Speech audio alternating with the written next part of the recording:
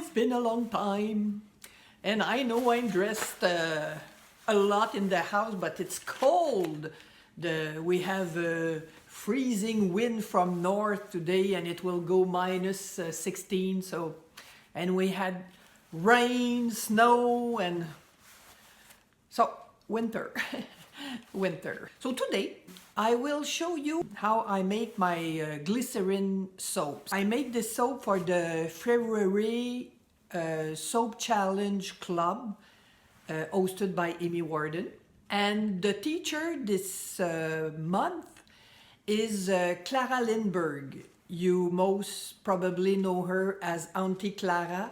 She's an expert in glycerin rivers, and she is very generous, sharing all her techniques, and I just love everything she makes. That's her. And also we have, you most probably all know Kevin Dunn, who wrote this book, Scientific Soap Making.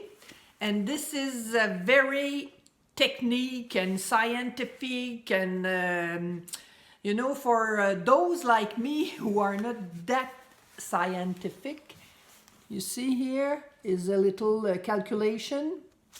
So I read it very slowly and try to understand everything that's in this book. I should have listened in my chemistry course at school, but I didn't listen that well. So if you're not very much in the science, you won't like this book. But if you want to know everything about soap, even the scientific part, that's an excellent book. So for those that are less scientific and who wants to know more than what I will tell you today, I will put in the description box under the video the links to three Clara Lindberg article in her blog where she speak about the glycerin river. In the challenge this month, we had two choices. Regular category, where your soap would have been with glycerin river everywhere, or the advanced category with a part with glycerin river and a part without. And that's the category I chose. So Clara Lindberg says that what we call glycerin rivers are not glycerin rivers. What they are is, and there is not more glycerin in that soap than in another soap. So while the soap go through the gel phase and it's heated, we keep it a long period hot, okay? And then the pigment in the soap migrates to another section. You will be a part without glycerin river and another part where the pigment left to migrate. That part will look like glycerin rivers. So there are some elements to get those glycerin rivers. First, you have to soap with full water. So I remember when I started soaping, I always used full water, and I got some of those, but I thought it was an accident, and I thought it was kaput my soap, that it was not good to have those rivers in it, that it affected the quality of the soap. Not at all. Not at all. And when you understand it and you use it in purpose, it could be you can make very nice soap. So finally, you need three elements. You need full water, you need heat on a long period, and you need pigment. So in my first attempt, I soaped. When my soap was finished, I just put it in blankets in the oven. Yes, in the oven, and nothing set in fire because it was only 144 Fahrenheit, that's 60 Celsius. And I left it there for 3 hours. Then I turn off the heat and I turn on the light for maybe almost 12 hours. And it was still, after 12 hours, it was still a bit hot in the oven. And then I turned off the light and I left it for overnight. And when it was very cold the next day, then I took it off the oven. Not a drop of glycerin, not a bit, nothing. So in my second, third, and fourth attempt, I did like Amy Warden tried. I raised the temperature to 170 degree Fahrenheit. I cover my soap and then I left it just 1 hour. I turn off the heat, turn on the light. I left it for 8 hours. And the next day when it was 8 hours with the light on, then I turn off the light. And the next day when it was cold, I took it up. And I had glycerin rivers. So what are those glycerin rivers? I will show it to you. You see, in that part here, I have no glycerin rivers. But in that part here, what you see, it's those. And when I said the pigment migrates, is they migrates to that part here around where it's more opaque. I think that's the word, opaque, when you cannot see through.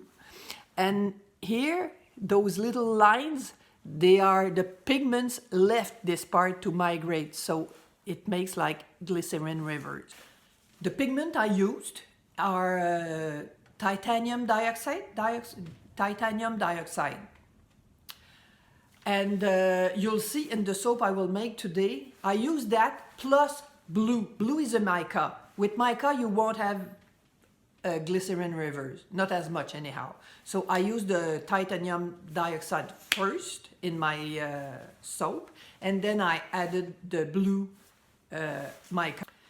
There is also some specific oils that are better than others. So you need a high oleic and high palmitic. So oleic, it's easy, olive oil, and palmitic, it's palm oil. And the third oil I use is coconut oil. We use those specific fatty acids because they don't cool, they don't solidify at the same temperature. Some need higher, some need lower temperature. So they don't solidify at the same time, making those glycerin rivers. After all this infused science, I'm exhausted. So let's go and make the soap.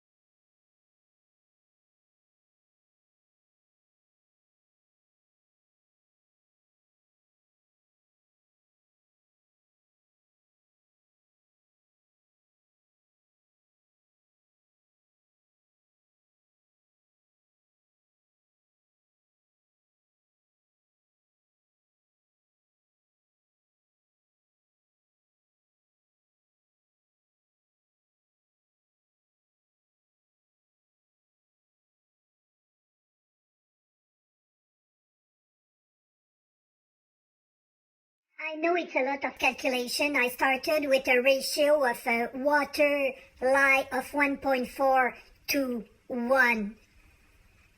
And with the water I added after in one part of the soap, I went to 2.4 water to 1 lye. And I know I don't make a video very often these days. I know. So thank you for following me. And if you're new here, thank you for subscribing. Welcome and see you soon. Bye-bye.